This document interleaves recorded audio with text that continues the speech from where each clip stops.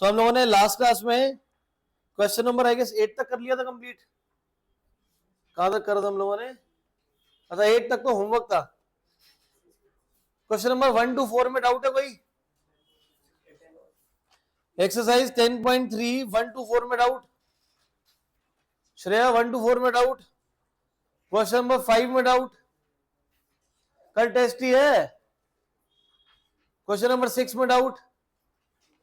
7 8 9 किसी डाउट नहीं है।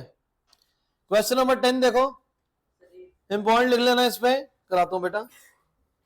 क्वेश्चन नंबर 10 जी बेटा, क्वेश्चन नंबर 10 ने बोल रहा है ए बी सी तीन वेक्टर्स गिवन है हमें।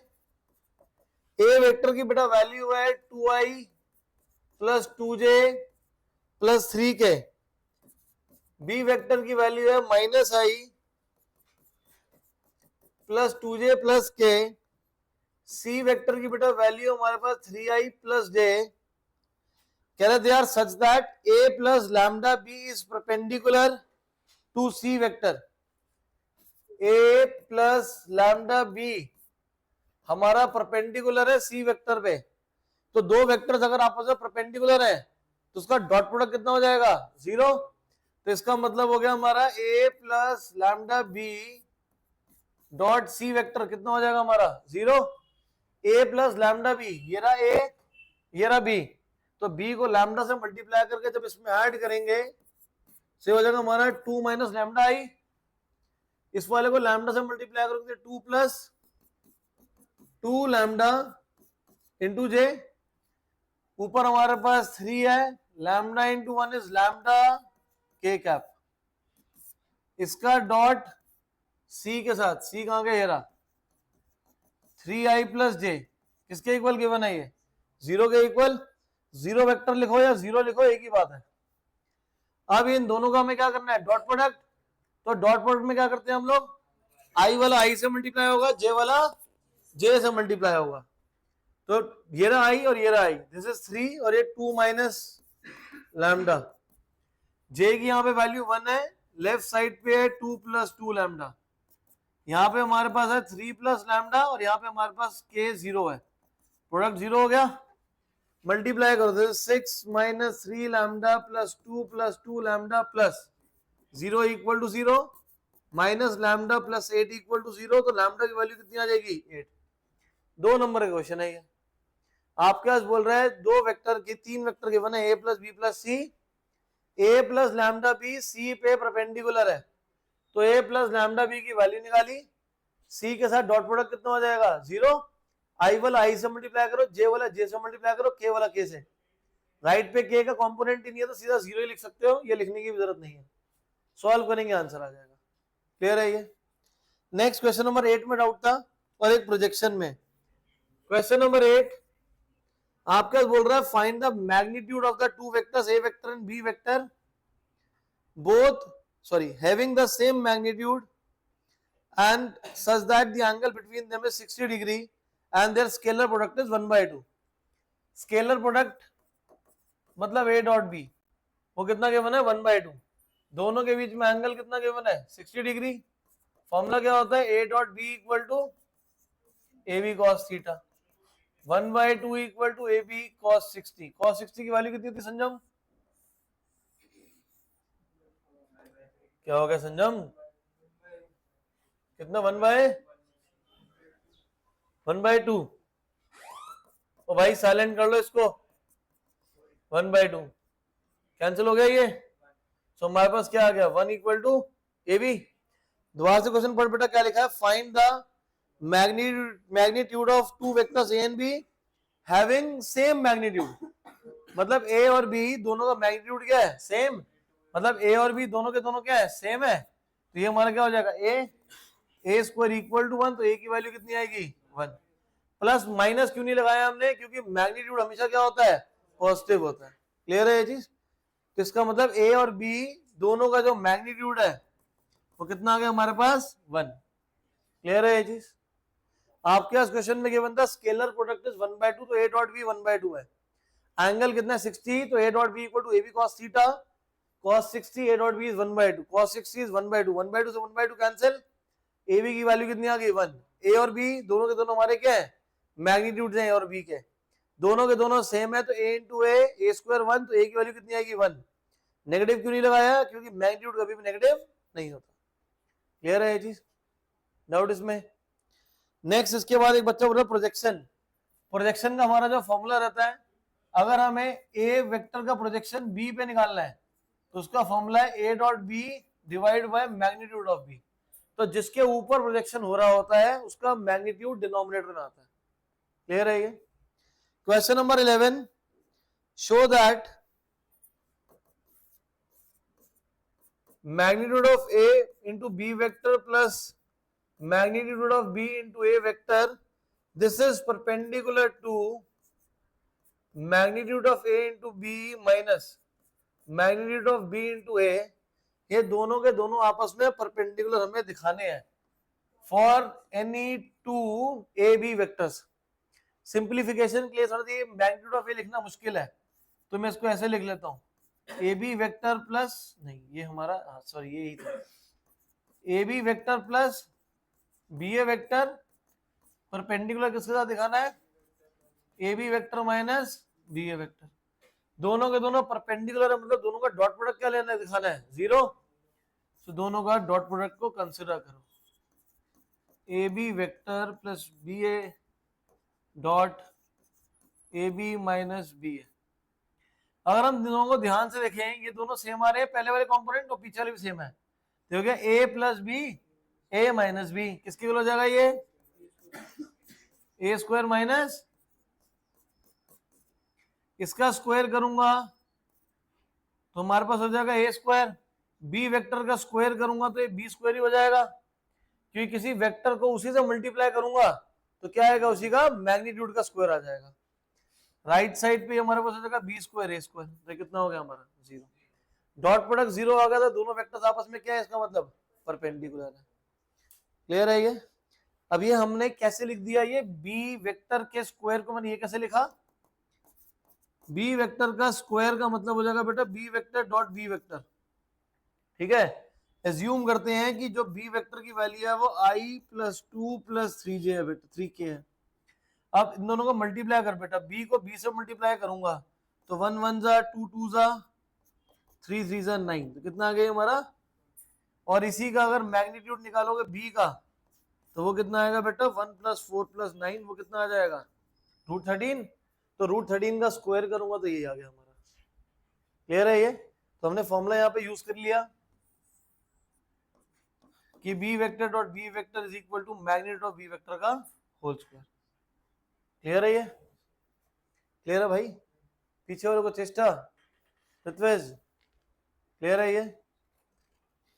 Next question number 12, question number 12 में आपके पास बोल रहा है ए डॉट ए 0 है, ए डॉट बी भी 0 है, what can be concluded about the vector B. A को ए से मल्टीप्लाई कर रहा हूं तो 0 ही आ रहा है, क्या कोई ऐसा वेक्टर हो सकता है जिसको खुद से मल्टीप्लाई करके 0 आ जाए, दैट इज ओनली पॉसिबल कि वो ए वेक्टर खुद ही क्या हो 0 हो, कि वो हमारा ए वेक्टर खुद ही क्या हो।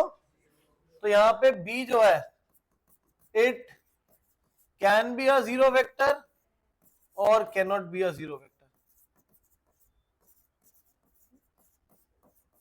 But A vector is surely a 0 vector, क्योंकि ए के साथ हमारा डॉट प्रोडक्ट कितना है 0 ही है। क्लियर है ये चीज, क्योंकि अगर ए वेक्टर 1 2 3 है तो 1 को 1 से मल्टीप्लाई करूंगा, 2 को 2 से करूंगा, 3 को 3 से करूंगा, तो 0 तो नहीं आएगा हमारे पास। 0 वेक्टर कब होगा, जब उसके सारे कंपोनेंट हमारे क्या होंगे 0 ही होंगे। क्लियर है ये। नेक्स्ट क्वेश्चन नंबर 13, इंपॉर्टेंट लिख लेना इस पे भी, ABC are 3 unit vector. Unit vector का मतलब क्या है कि सबके जो मैग्नीट्यूड है वो हमारे पास कितने होंगे 1 होंगे, such that a plus B plus C 0 है, A vector plus B vector plus C vector ये भी हमारे पास कितना गिवन है 0 गिवन है। What is the value of A dot B, B dot C और सी डॉट ए? करें कैसे? तीनों वेक्टर्स के मैग्नीट्यूड है 1, क्योंकि तीनों के लिए यूनिट वेक्टर तो मैग्नीट्यूड 1 हो जाएंगे, और गिवन है कि A plus B plus C हमारा कितना है 0 है, और निकालना क्या है A dot B, B dot C और सी डॉट ए निकालना है। तो क्या करना है उसके लिए, स्क्वेयरिंग बोथ साइड्स। इसको स्क्वेयरिंग बोथ साइड्स कर देंगे तो A vector dot B plus C whole square equal to 0।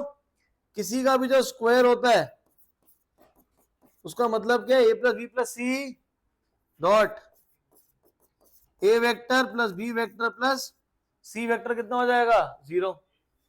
दोनों को आपस में मल्टीप्लाई करेंगे, 9th स्टैंडर्ड वाला ही फॉर्मूला यूज हो जाएगा, ए प्लस बी प्लस सी का होल स्क्वायर। नहीं तो यहाँ पे मल्टीप्लाई भी कर सकते हो, A dot A plus A dot B, A dot C, फिर मल्टीप्लाई होगा बी वाला इस पूरे से, B dot A, B dot B, B dot C, plus अब जो सी वाला है वो सबसे मल्टीप्लाई होगा हमारा, C dot A, C dot B, C dot C equal to 0। अब ये जो ए डॉट ए है, बी डॉट बी है और जो सी डॉट सी है, ये हमारा क्या बना देगा, magnitude of A square, magnitude of B square और magnitude of A C square, क्योंकि दो वेक्टर्स को मल्टीप्लाई करूंगा तो उसके क्या होता है मैग्नीट्यूड का स्क्वायर, और ए का मैग्नीट्यूड कितना केवल है 1, इसकी वैल्यू आंसर कितना आएगा 1, इसका आंसर भी कितना आएगा 1 और इसका भी कितना आएगा 1। ए डॉट बी और बी डॉट ए दोनों एक ही चीज है तो ये डबल हो जाएगा, ए डॉट सी और सी डॉट ए ये भी सेम है, और बी डॉट सी और सी डॉट बी ये भी हमारा सेम ही होगा, और राइट साइड पे equal to 0। 3 plus twice of A dot B, B dot C, C dot A equal to 0। A dot B, B dot C, C dot A, 3 right पे जाएगा, 2 से डिवाइड कर देंगे, -3/। क्लियर है ये चीज, मुश्किल तो नहीं है। नेक्स्ट क्वेश्चन नंबर 15 पहले। क्वेश्चन नंबर 15 में आपको बोल रहा है ABC are the vertices of a triangle ABC. A के हमारे पास कोऑर्डिनेट गिवन है 1 2 3, बी है -1 0 0 और सी की वैल्यू है बेटा 0 1 2। आपको कह रहा है find angle A B C, हमें एंगल कौन सा निकालना है A B C, A B सी मतलब ये एंगल निकालना है। अब वेक्टर में एंगल निकालने का कौन सा फॉर्मूला पढ़ा था हमने, ए डॉट बी, अरे हो जा पीछे, A dot B equal to A B cos theta, तो एंगल कॉस थीटा किसके इक्वल है dot product upon their product of magnitudes, तो वही लगा देंगे। तो हमारा मतलब ये ए बी एक वेक्टर बनेगा और क्या बनेगा हमारा एक बी सी वेक्टर बनेगा। तो पहले ए बी वेक्टर फॉर्म करो। अब ए बी वेक्टर फॉर्म कैसे होता है, बी माइनस ए, -1 कितना हो जाएगा ये -2, 0 -2 और यहाँ पे 0 -3, तो ये हमारा ए बी वेक्टर बन गया। और नीचे हमारा क्या बनेगा बीसी वेक्टर, बीसी बनाओ 0 -1 दैट इज आई, 1 -0 और यहाँ पे 2 -0। मुझे ए बी और बीसी के बीच में एंगल निकालना, वो एंगल बी रहेगा क्योंकि एंगल ए बी सी किसके बीच में है ए बी और बीसी में। तो ए बी वेक्टर फॉर्म करा, बीसी वेक्टर फॉर्म कर लिया, दोनों के मैग्नीट्यूड भी निकाल लो। ए बी का मैग्नीट्यूड निकालेंगे तो कितना हो जाएगा ये 4 + 4 + 9, 8 + 9 17। बीसी वेक्टर का मैग्नीट्यूड कितना हो जाएगा हमारा 1 + 1 + 4 कितना हो जाएगा ये √6। एंगल कॉस थीटा की वैल्यू कितनी होगी हमारा A B dot B C divide by magnitude of A into magnitude of B C आ जाएगा। दोनों का डॉट प्रोडक्ट, इन दोनों का डॉट प्रोडक्ट निकालो, -2 × 1 is -2 -2 × 1 -2 -3 × 2 is -6। Divide by √17 into √6। Cos theta के ऊपर वैल्यू आ जाएगी -10 डिवाइड बाय 17 6 102। हमें एंगल थीटा निकालना है तो कॉस राइट पे जाएगा, so cos inverse -10 upon square root of 102। Clear है ये? तो दो हमारे पास ए बी सी 3 वर्टिसेस थे, आपके पास A B angle A B C निकालना है, मतलब एंगल बी निकालना है। एंगल बी किसके बीच में आ रहा है? ए बी और बी सी में। तो पहले ए बी वेक्टर फॉर्म करा, फिर बी सी वेक्टर फॉर्म करा, दोनों के मैग्नीट्यूड लिए, कॉस थीटा का फॉर्मूला, दोनों के डॉट प्रोडक्ट अपॉन दोनों के मैग्नीट्यूड्स। क्लियर है ये? नेक्स्ट इसके बाद क्वेश्चन नंबर 16 में कह रहा है show that the 3 points are collinear. Collinear का मतलब क्या हो जाएगा कि 3 पॉइंट्स हमारे एक लाइन पर लाई करते हैं। ए की बेटा वैल्यू हमारे पास 1 2 7, बी की वैल्यू है बेटा 2 6 3, और नेक्स्ट हमारे पास 3 10 -1। 3 हमारे पास कोलिनियर है, तो ए बी वेक्टर फॉर्म कर लो और ए सी वेक्टर फॉर्म कर लो। ए बी वेक्टर फॉर्म करोगे 2 -1 6 -2 3 -7, और ऐसी ए सी वेक्टर फॉर्म करो 3 -1 10 -2 -1 -7 -8।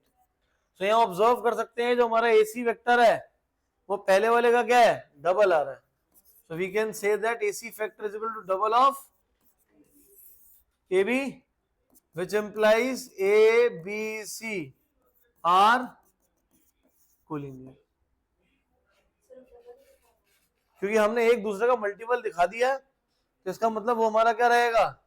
कोलिनियर पॉइंट्स रहेंगे। क्लियर है ये चीज? Next 17th, show that the 3 vectors. Uday समझ आ रहा है बेटा? Uday, show that the vectors form the vertices of a right angle triangle. Right angle triangle का मतलब क्या है? परपेंडिकुलर। और परपेंडिकुलर के लिए मुझे क्या दिखाना पड़ता है? क्या? 0। दो का डॉट प्रोडक्ट 0। तो हमारे पास 3 वेक्टर्स हैं। पहला वाला गिवन है हमें 2i - j + k। बी हमारे पास है i - 3j - 5k, और सी गिवन है 3 - 4 - 4 है। आपको यहां पे क्या करना पड़ेगा? हमें परपेंडिकुलर दिखाना है, तो एक बार a डॉट बी निकालो, एक बार b डॉट सी निकालो, और एक बार a डॉट सी निकालो। किसी दो को तो मल्टीप्लाई करके हमारे पास 0 ही आ रहा होगा। इसका मतलब वो क्या फॉर्म करेगा? Right angle triangle. a और b को मल्टीप्लाई करते हैं कितना होगा? 2 -1, तो 2 -3 हो जाएगा ये, सॉरी +3 -1 -3 1 इंटू -5 में, तो पहले वाले में आ गया, तो बाकी करने की जरूरत ही नहीं है। तो a डॉट बी 0 आ गया, which implies the 3 points form a right angled triangle। Clear है ये? डाउट इसमें? डन है। तो इतना सही चैप्टर हमारा ये वाला एक्सरसाइज, सॉरी बुक किसकी थी बेटा? ये लो। असाइनमेंट देखो बेटा, असाइनमेंट निकाल लीजिए।